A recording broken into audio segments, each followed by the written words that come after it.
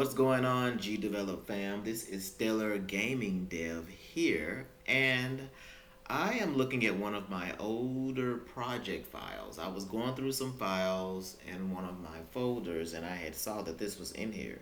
Now, this particular game is I can say prototype. Is something that I wanted to do with the cards and the Zodiac signs. I think I got this idea from seeing something with Yu-Gi-Oh or something like that. Don't quote me on that, but I think it was like Yu-Gi-Oh inspired.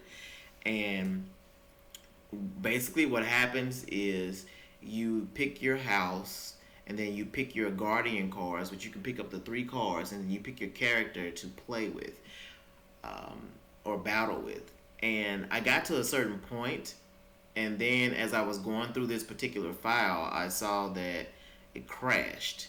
So whatever update that GDevelop went through or something, maybe I was using an extension at the time, it doesn't act right if I go through the normal flow.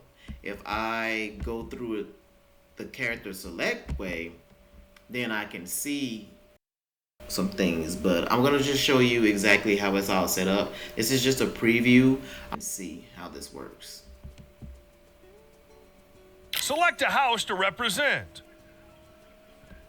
Alright, so as you can see off the bat, the announcer says select a house. So basically these are the houses or the pictures of the houses here, and you can cycle through them. Every time you cycle through them, this updates. Like I said, this is kind of like a prototype. It does look kind of clunky and weird, but like I said, I just do stuff to see if I can make it work. And you can see the Zodiac wheel over here spinning. This is actually something done in GDevelop where you can just make objects spin like this. But I wanted to show how you can cycle through the different selections and it changes over here. You can go back and it changes. This is all through like character select type of events. So let's see. I'm gonna do Leo. Select 3 guardian cards. Alright, so this is the part where you get to select your 3 cards. Alright, so this down here is the base stats. It tells the attack, defense, or the stun, and the energy, depending on whichever card you use. This little question mark here is supposed to be for where it tells you what everything means. The attack, the defense, the stun, and the energy. So it kind of explains that. And then when you select OK, you can pick your card. Now, to see the stats of a card, you just click on it. It'll tell you the attack, the defense, the stun, and the energy. If you don't want that particular card, then you click on it again, and it'll deselect it. And you can pick another Scorpio. card. Scorpio. It says the attack, defense, stun, and the energy. Now, let's say you want Scorpio and another card. Maybe Leo. Leo. You pick the Leo. So Scorpio is still selected as well. And Leo is now selected, but it tells you the base stats and everything about that. And then if you don't want Leo, you can click off of it. It'll go back to 0 and Gemini. pick someone else. It'll do the same thing. Now, once you pick your third card, then it's going to pop up with the accept and decline. Pisces. And you can either accept or you can decline it. If you decline it, all the cards are deselected. Cancer. You can start over again. Virgo. Aries. Aries. Decline. Scorpio. Sagittarius.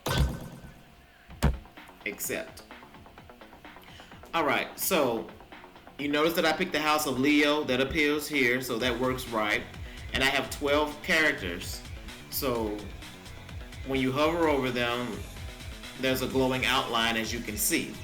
When you click on one of the characters, it tells you their name, their age, their birthday, their affiliation, and their motto. This is where the bug pops up or the crash happens. So if I go to decline the character, there we go. We can't do that. So that's a no-no.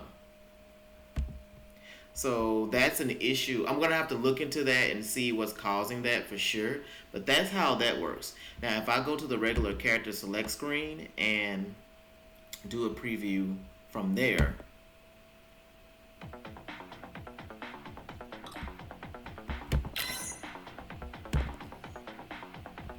See, it works fine. And while it's in this mode, you can't select anybody else. You have to actually decline the character.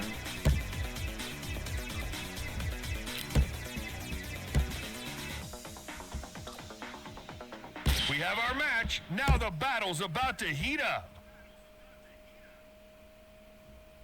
Okay, so none of this works properly. I'm just, like I said, I'm just showing you the, rundown of how this works and what I'm going to have to do to get this to work right.